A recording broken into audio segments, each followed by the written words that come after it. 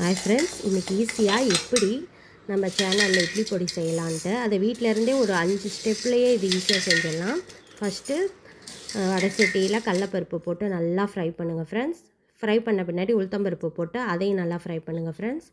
Fry பண்ண பின்னாடி தோரம்பருப்பு இருந்தால் பருப்பு அதையும் போட்டு நல்லா ஃப்ரை பண்ண பின்னாடி வெள்ளை எள் இருந்தால் அதையும் போட்டுக்கோங்க. அதையும் போட்டு ஃப்ரை பண்ண பின்னாடி வரமிளகா, உப்பு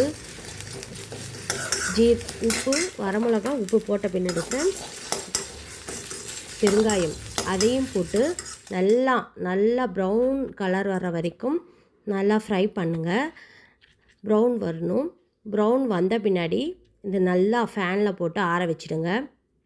ஃபேனில் ஆற வச்ச பின்னாடி ஆற வச்ச பின்னாடி அதை ஒரு மிக்ஸி ஜாரில் போட்டு நல்லா பவுட்ரு பண்ணி எடுத்துக்கோங்க ஃப்ரெண்ட்ஸ். என்னோடய சேனல் உங்களுக்கு பிடிச்சிருந்தால் லைக் பண்ணுங்கள், ஷேர் பண்ணுங்கள், சப்ஸ்கிரைப் பண்ணுங்கள்.